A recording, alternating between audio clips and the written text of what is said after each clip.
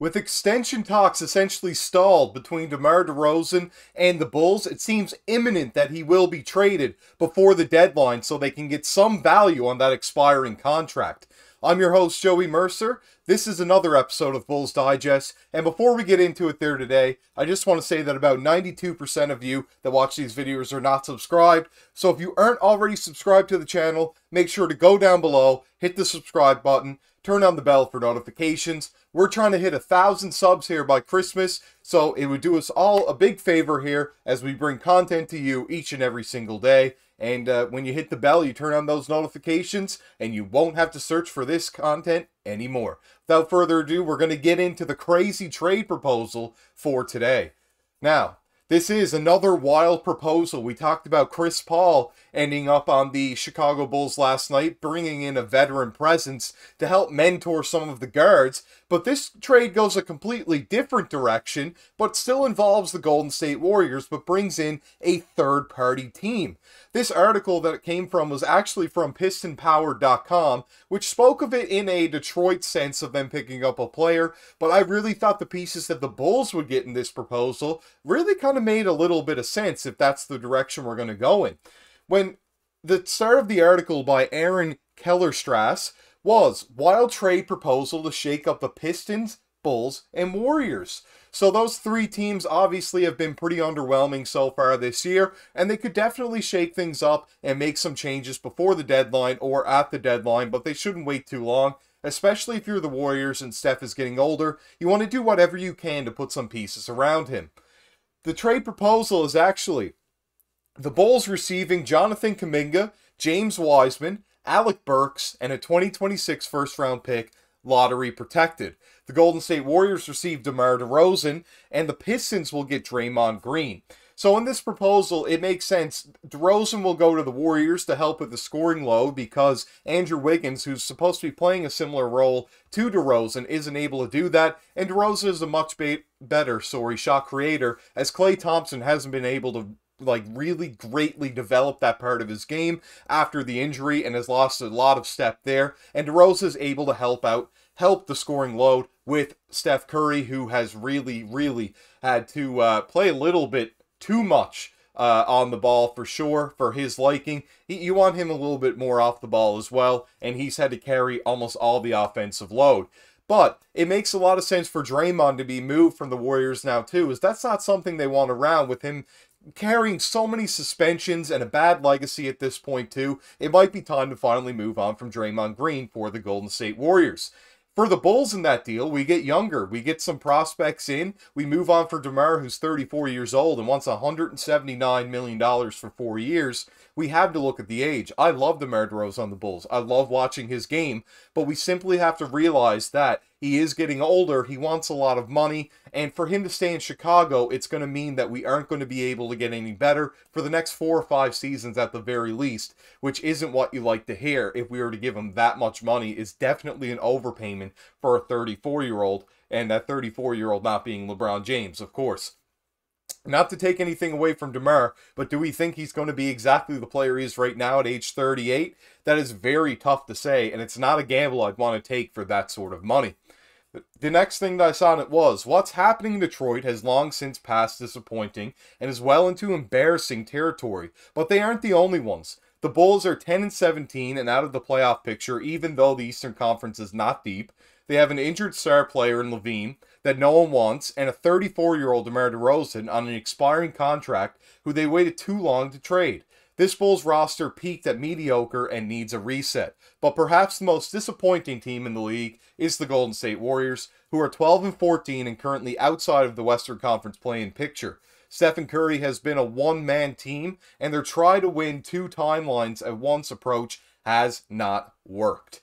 And that's true. I mean, they've tried to bring in young players and bring in old players with experience, and right now this season, it's really showing Steph has to do everything, and the two sides are not being well put together. They're colliding, and it doesn't make sense for them at all. For the Bulls, I do like this sense. I mean, I don't think it's too late for us to trade DeMar DeRozan. I didn't like that piece of it. It seems to be that it has been very difficult to trade Lavine, and moving on from DeRozan and getting some value if we're not going to be able to re-sign him makes a lot of sense. The next thing I saw in it was, so Would three of the most disappointing teams in the league make franchise-altering trades to try and salvage their seasons?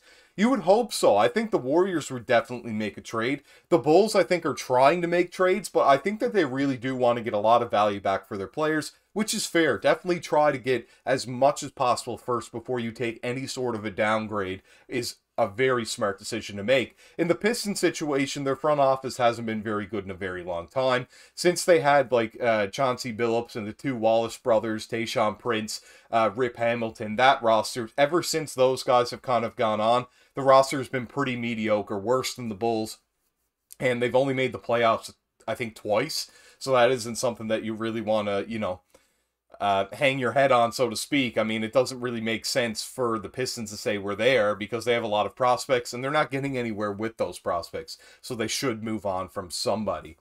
The next thing that I saw was I wanted to talk about the stats of some of these players. Now, this is what we're looking at here is Jonathan Kuminga from this year compared to last year. It's about the same amount of time he's playing per game. And he's shooting an extra shot and a half, a little above, and shooting about 4% worse. He's shooting well worse from the three-point line. Everybody's struggling on Golden State right now, except for Steph, of course. The free throws about the same, and he's putting up 12 points on more shots. He seems to be about the same player. Now, in saying that, he's only 21 years old, and we could definitely develop a player like Jonathan Kuminga. And the reason that I have much hope in this is actually the next part being his last 5 games. I mean, if you look at how he's playing, on December 8th, he's putting up 24 points and 12 rebounds against OKC in overtime. Against Phoenix, he's putting up 16 points, 6 rebounds. Against the Clippers, he's putting up 15 points, 5 rebounds. In Brooklyn win, he only played 21 minutes and put up 10 and 4 with a block, and then 12 and 4 in 19 minutes. Is a lot of production. Really efficient over those games as well. So that's exactly what you'd like to see. When we look into a little bit more of James Wiseman and that aspect of getting him in a trade, you can see that he did not play in 2021-22 with an injury in his knee, which I wanted to point out. He is injury prone and has not played very many games. But last season, you can see in that second half of the year with Detroit, he definitely picked some things up. He shot 53% from the field, largely because he shot so poor from the three-point line as he tried to shoot some. His free throw got better on more attempts, and he's putting up 13 and 8. This season, he's only getting to play 13 minutes a game. So that 7 and 4 really needs to be taken with a grain of salt. When you look at him shooting 70% from the field and doing 7 and 4 in 13.6 minutes is pretty good. He needs to get more shine, and he could definitely get that on the Chicago Bulls. I see a lot of you in the comments saying that you want to see us get some more size on the team, and it makes a lot of sense if we get James Wiseman, who's young, to back up Vooch, and then we definitely have that size. And Wiseman could also be a little bit more mobile than Drummond, so I don't know if that would mean Drummond would be gone, or maybe we try something like Twin Towers with Wiseman playing a little bit of the 4 off the bench. It's hard to say. There could be multiple moves there, though, of course, so it's not to say that the rest of the roster would stay the same if DeMar was moved in this trade. Next thing, I wanted to point out the last 5 games for Wiseman. You can see he played 16 minutes against Orlando. Nothing's happening there. He didn't even shoot a shot. He needs to be more aggressive, similar to Pat Will that we have right now. Do we want to take that on? That's something to think about. That is some food for thought. Next game, 1 shot in 13 minutes. Like, he had 3 blocks, doing great in the defensive end there. He's a minus 21 the next game. I mean, it's the Detroit Pistons. It's hard to stay positive. When he was positive 4 against Indiana, I mean, that's quite impressive. He fouled out in that game in 16 minutes, which was not what you want to see, but they were playing Joel Embiid. And he actually came back with a vengeance in the next game against Philadelphia. And 28 minutes they played him. With injuries, he came in, played the time, 9 for 12, 2-2 from the free throw line.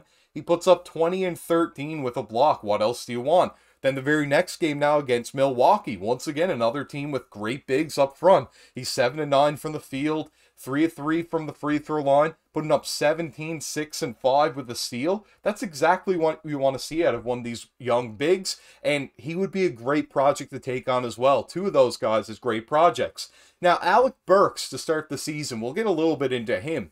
He played really well to start the year, was shooting the ball so great. It was about 48% from 3. As of late, though, really poor shooting. He's shooting right now on the season in 18 minutes a game, 34 from the field, 35 from 3. and putting up about 9 points a game, albeit on very good shooting from the free throw line.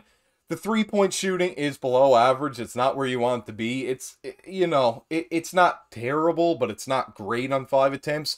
And the field goal, that really tells me that he is shooting absolutely poor, abysmal inside the three-point line. He would definitely be considered an add into this. And that lottery-protected pick, I need to remind everybody that Jimmy Butler came outside the lottery. I mean, Tyrese Maxey was at the very end of the first round. If we were able to get a pick outside the lottery from Golden State, you never know who it could turn into, as there's guys that are in the top 15 that aren't that great, and sometimes you'll get guys outside the 15 that might be very good for your team and can really blossom into a starter or a star. That's something that definitely is to be thought about for the Chicago Bulls over the next coming weeks, as the trade deadline's only about 2 months away now, so a little less than 2 months actually. So it definitely needs to happen sooner rather than later. Is this the move we want to do right now? I'm not sure, but I'd rather move DeMar DeRozan before the contract expires and get some value. If that was a trade on the table, it would not upset me at all if we were going in that direction. This has been your host, Joey Mercer. This has been Bulls Digest. Make sure to go down below, like and comment on the video, and I can't wait to see you in the next one. Signing off.